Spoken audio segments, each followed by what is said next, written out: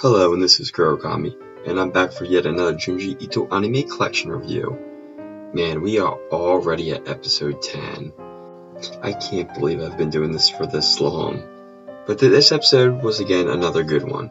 Wasn't the best, but it was pretty good. Overall, the animation quality was a lot better than some of the others. Now, overall, the animation was pretty spot on. Not bad at all for this episode. And this is going to have to be the first episode where I literally have to make a viewer discretion advised. Because the first story I go over is probably the most disgusting story I think I've ever read of Junji Ito's. And again, spoiler warning is in effect, so if you have not seen the episode yet, you should leave now. So, yeah, without further ado, let's get creepy. Okay, I already know I'm going to butcher this, but our first story today is called Glyceride, and the manga equivalent was 32 pages. Now, first off with this episode, I'm going to have to say with the anime, they did an amazing job at making it gross. It was really gross in the manga, but seeing how they animated it in the anime, they did a good job. I was actually a little disgusted watching it. Only a couple of minor things were taken out of this chapter, not even worth covering because again, they had to cut out some things for time, and besides that, they pretty much left everything intact, and they were very truthful to the manga, which is always a good thing. But yeah, pretty much I really enjoyed this story. Again, it wasn't very scary, but it was just disgusting, and it was an interesting read and watch. So this was definitely one of my more favorite stories out of all of the ones so far in the Junji Ito collection. But yeah, that's pretty much it for this one, so let's start the first story. The people of Japan have a deep connection with Mount Fuji. Almost a symbol of the country, it is no wonder why it is so praised. The young girl of today's story, Yui, is an example of one whose affection for the splendid beauty goes even further than most, to the point that day after day, all day long, this girl would simply gaze at the marvel. But maybe there's a reason. Appreciation for Mount Fuji is one thing, but the dedication of Yui is most certainly a little much. Maybe it's because she dreads returning home. It would make sense judging the condition of her house. Yes, her father owned a yakiniku restaurant that made up the entire first floor of their house, and since the house had terrible ventilation, the greasy air had nowhere to escape but the second floor. This led to the eventual accumulation of grease to spread all throughout the house. It covered everything from the walls to the furniture, and even contaminating their futons as well. Since their mother had already long left, no one was home to do the cleaning, and so the grease continued to spread. If Yui was not already suffering enough, she also had an older brother, Goro, whose favorite pastime was tormenting the girl. But that wasn't all he loved. No, chugging down bottles of oil seemed to be his favorite thirst quencher. As one would expect, after living for years in a house full of grease, poor Yui's senses gradually grew keen to the stuff. Terming it saturation level, the girl was able to sense the oil vapor in the air. 50%, now exceeding 50%. Please be careful around open flames, the child muttered to herself.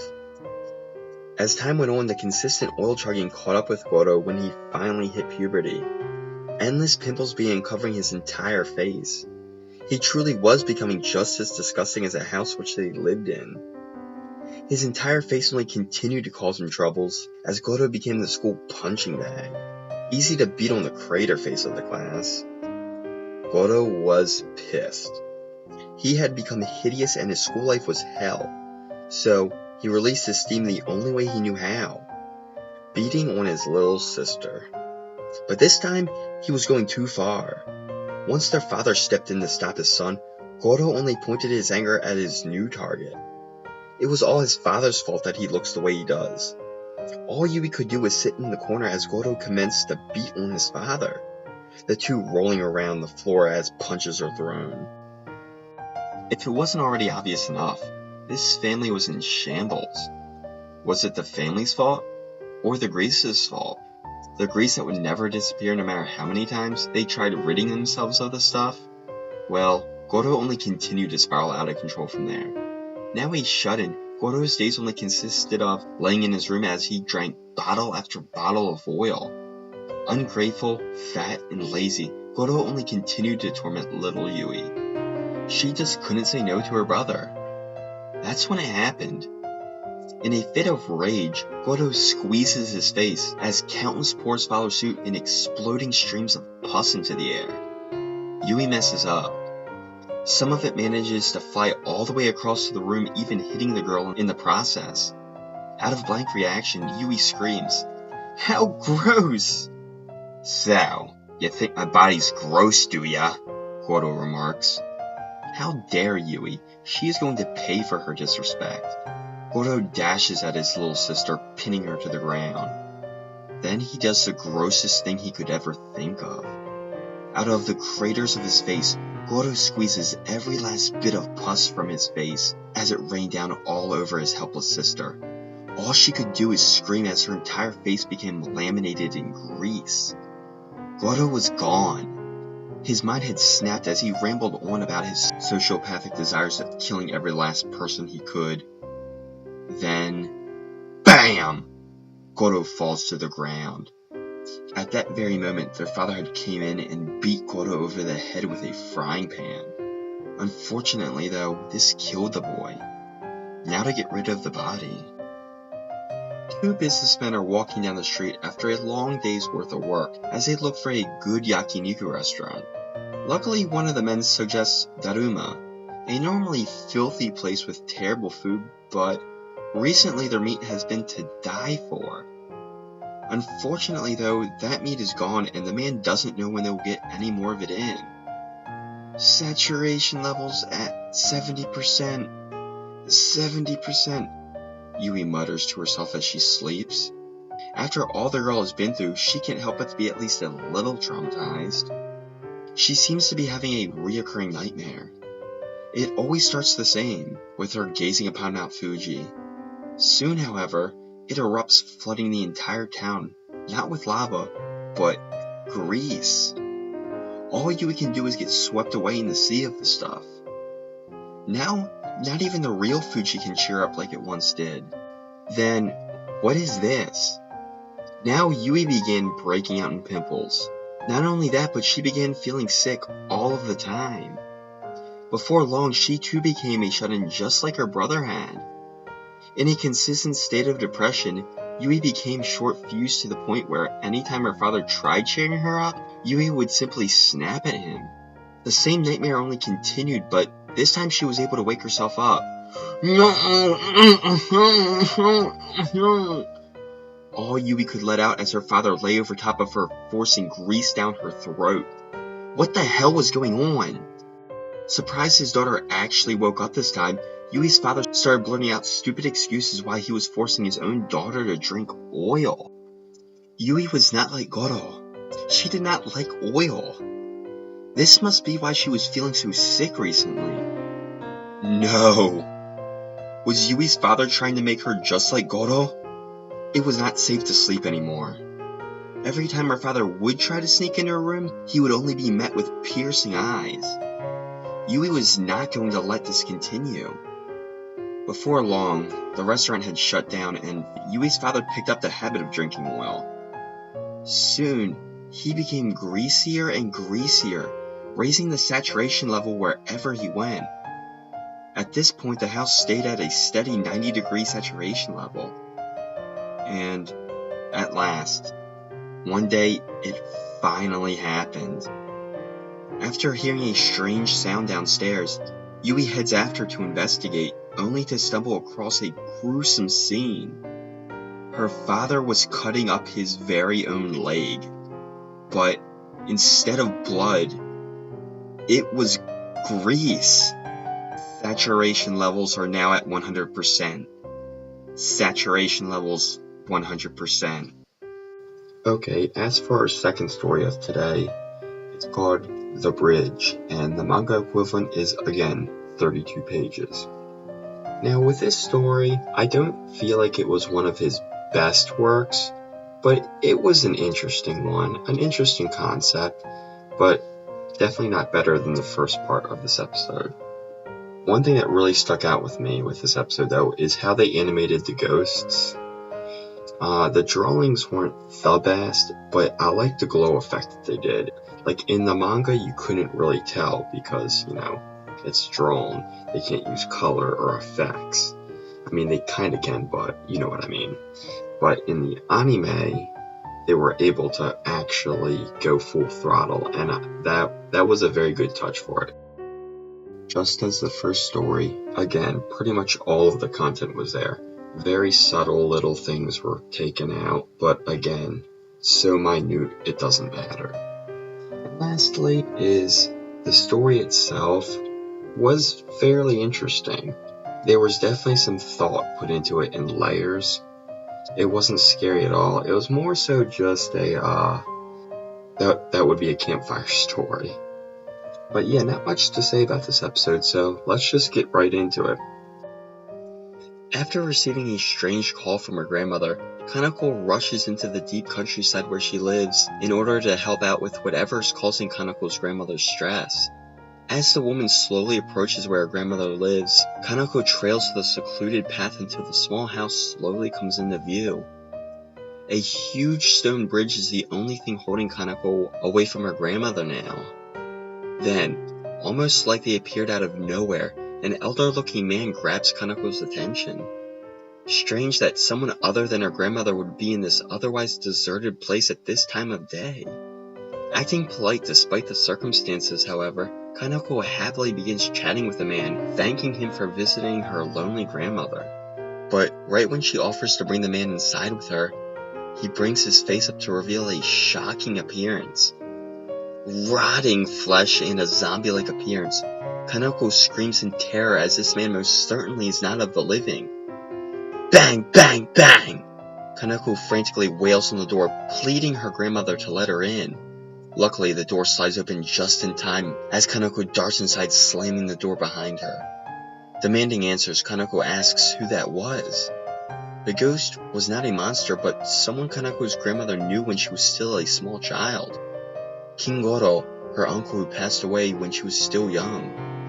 Ever since Kanako's grandfather passed away, those ghosts continue to appear on that bridge every night, calling out, Osode!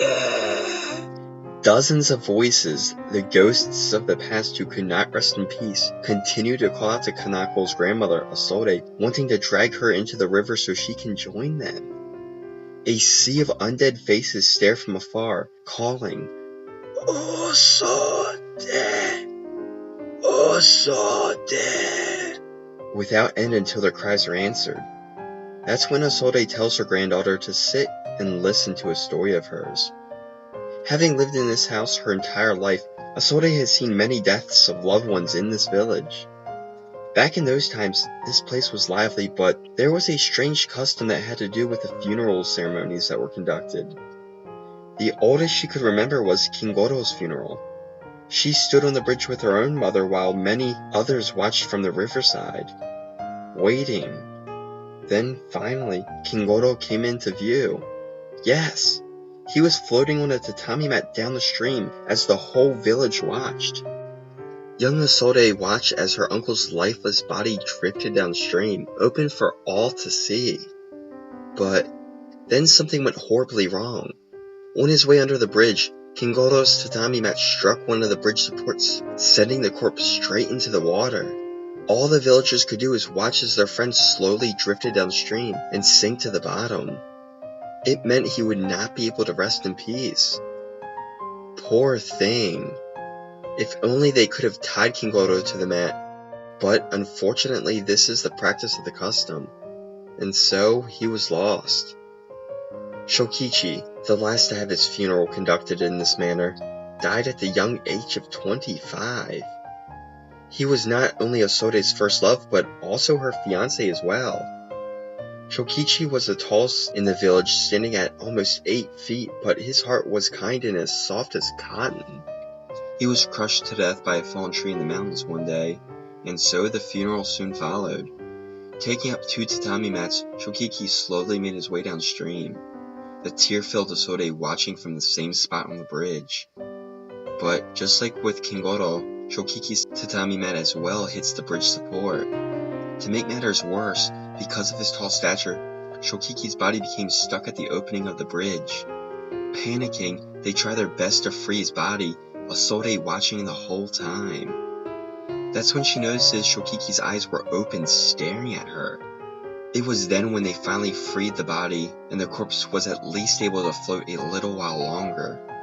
It was unfortunate, yet another soul could not rest in peace. Thinking about it now, Asode knows what Shokiki was trying to tell her with his stare. Come, and join me quickly. All of those who sunk into the river are waiting for Asode, every night. How scary! Even Shokiki's ghost is waiting out there for her. Asode comes to the conclusion that it must be because she's dying soon. Kanako tries her best to talk some sense into her grandmother, but Asode knows her time is up. She then makes one final request: to bury her in the ground when she dies. Do not throw her down the river no matter what. Just as she finishes her sentence, Asode's body becomes lifeless and she passes on. Despite all of Kanako's pleas, Asode was dead and there was nothing she could do about it. It was at that moment that Kanako wakes up in her car. Was that all a dream?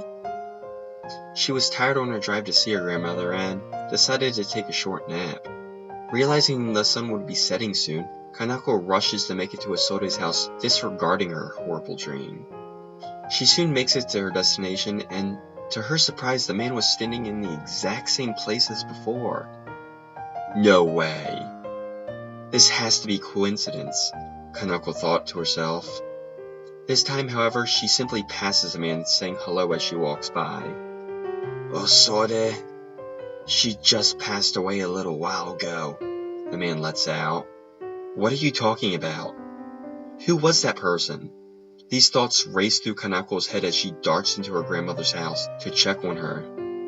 Kanako quickly finds out that her grandmother is nowhere to be seen. Strangely enough, she notices that a single tatami mat is missing from Asode's room. No! Darting back outside, Kanako again sees a group of ghastly ghouls. Hey, Asode, she's coming! One of them shouts. Then, there she was. Kanako's grandmother lay on a tatami mat as it flows downstream. And just as her grandmother had explained with Shokichi, Asode's eyes too were open. The same blank stare. Of course, seconds later, the same tragic accident that was so common for these funerals struck again as Asode's body was flung into the river. Kanako tries to save her, but there is no way that she could ever reach her grandmother in the strong current. With that, the ghosts were gone. Asode's silhouette had joined the family. Together, forever, unable to pass. So, there you have it. Episode 10 of the Junji Ito Anime Collection. Tell me, did you enjoy this episode? How were the stories? Besides that, please like, comment, and subscribe for more content in the future. And this is Kurokami, and I'm signing off.